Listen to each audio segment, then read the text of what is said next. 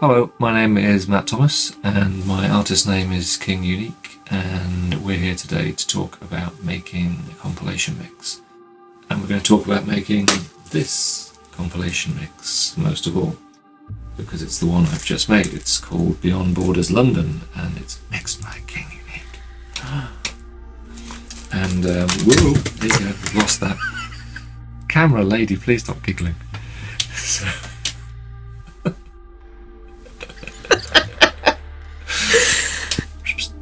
anyway, that's the mix which we're going to talk about in all the clips that follow. Now, we're not going to talk about that so that you can recreate it, because that would be foolish, but what we're going to talk about is some of the techniques that are in it, and how they let you mix quite musically separate and different tempos and different genres and different ideas and textures into a single continuous mix. Now, the reason for that is that at core, making a mix and being a DJ, as I'm sure you already know, is a very simple task. You play music you love, but it's amazing how easy it is for other factors to get in the way. Whatever's the current big scene, whoever are the current big artists, whatever's getting all the PR, the clubs that you're trying to play in, all these factors are going to make you, in addition to playing what you're really interested in, kind of factor your sound into a degree of, sort of reaction to these factors. In some respects, you're meant to. In some respects, it means you start to kind of lose the individuality that makes you interesting. The thing you're going to do best is be you. So if, like myself, your tastes are quite broad, and then you find you come to DJ or do a mix and you have to sort of keep trimming things away to make it applicable to the scene or your fans, and that's kind of frustrating. So with the mix down there, we'll retrieve this, shall we?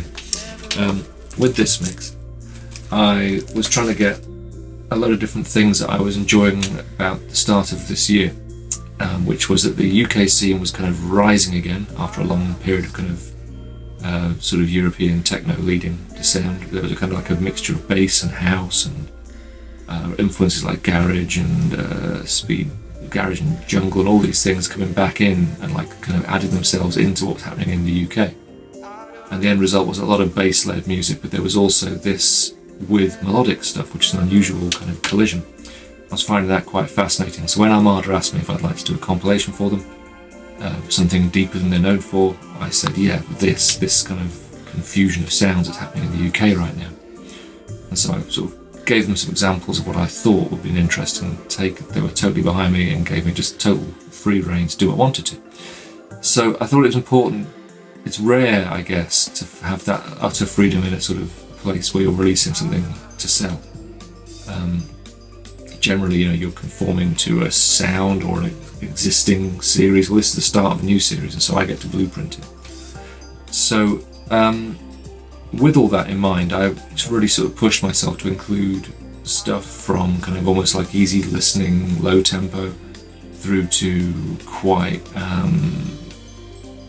highly compressed, sort of savage sounding kind of bass housey things, ambient material, really quite a broad range. It's, if you hear the mix, you'll know what I mean, and we'll go through quite a bit of it in the lessons anyway. So what I'm going to do is show you how I got these things to knit together, and then hopefully the things that for you are interesting, no matter how diverse they are, you'll be able to kind of knit some more of them into your mixes. Now, before I started the mix, I had to think about what it was for. Now, there's two things about what a mix is for. Obviously, there's the prosaic level of, is it your next radio mix? Have you got a radio show this month? This is your mix. Has somebody asked you for a guest mix? Have you got to send something to a venue?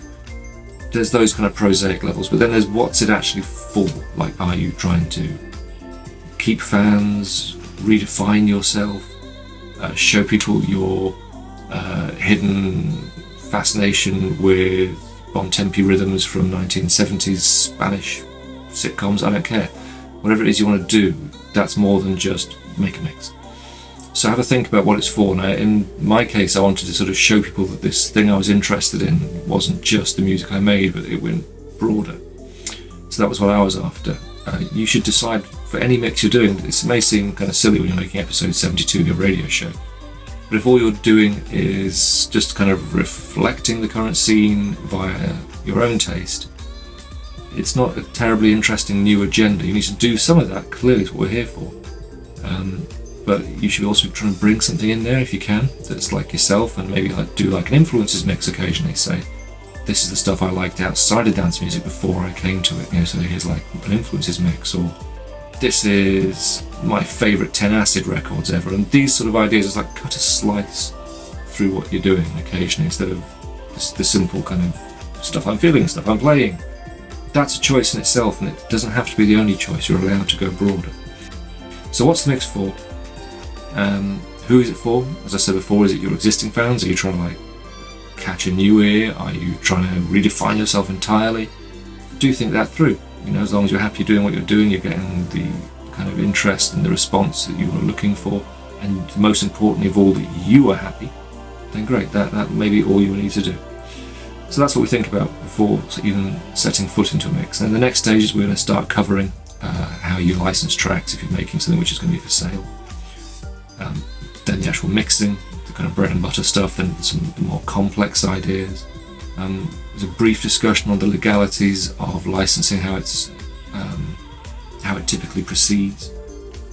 Artwork, something else I've been really embracing in the last few years, is it's a visual age. You're going to have your stuff branded with a visual identity all the time, whether you take part or not. If you put a tune out, yourself, it reappears on YouTube a few months later with a picture of a girl, kind of going, and that's your image, because you didn't choose one. And so the guy doing the YouTube channel sticks a sexy lady on, and then you're done.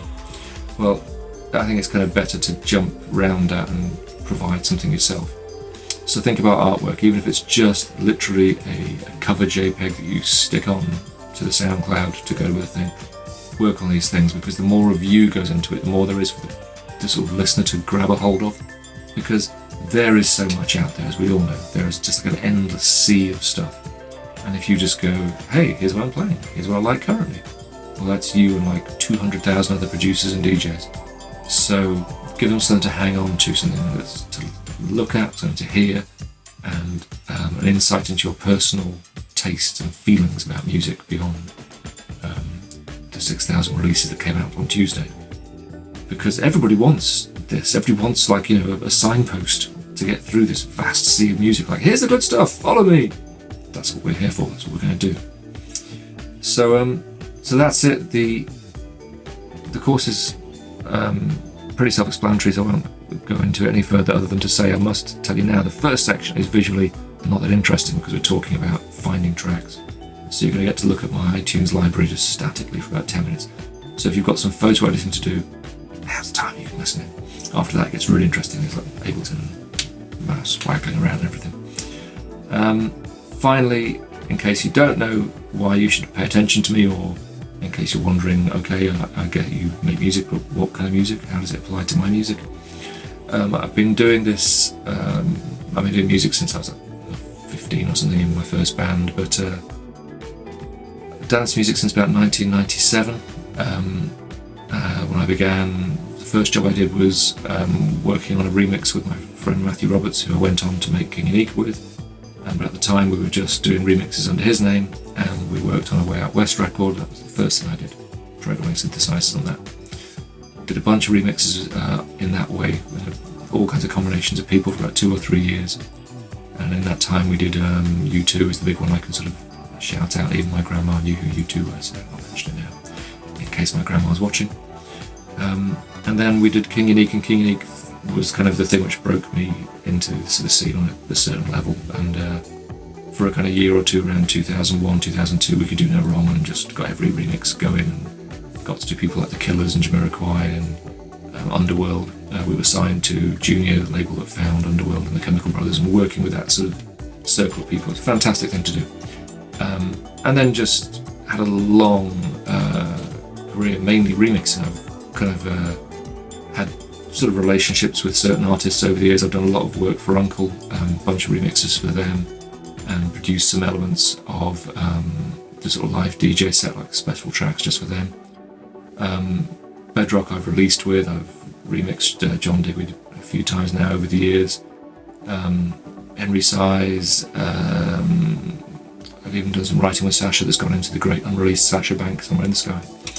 So I guess I'm known, I mean, Guy J, again, all this kind of melodic-y stuff is where I've ended up, I think, in the sort of public perception, most recently. So that's where I've come from. In terms of mixes, prior to this, many years ago, did something with EQ, the label that do Balance. I did a compilation for them in 2006, I think it was. And I've done essential mixes, transitions mixes, all the kind of big radio shows. And even at the beginning, we were always branding them as King Unique Broadcast, even before it was typically the case everybody had their own branded show, because at that point it just seemed to be that big actual radio shows needed a brand, and we just gave them a guest mix. But quite early on we decided that if you say like, okay, this essential mix, we're going to actually put little idents in it saying King Unique Broadcast, that's King Unique Broadcast 1. Transitions, that's King Unique Broadcast 2. Carl Cox Radio Show, that's King Unique Broadcast 3.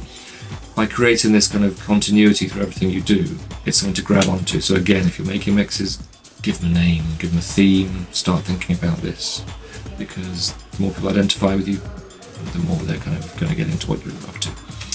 And the last thing, before I forget, is the most important person in all of this. I keep talking about fans and radio shows and appreciation and followings and all this rubbish. Make sure you're happy. You are the reason to do this. Most of all, it really doesn't actually matter a great deal whether these things sell, don't sell, reach millions or reach 100. You've got to be making yourself happy. You will be kind of missing the whole point, most of the fun, the entire experience, if you're not happy doing it. So make sure, if you really want to get a certain tune in or express a certain mood, do it, nail it. Don't worry about everybody else, what they're expecting. Don't. Do what makes you happy.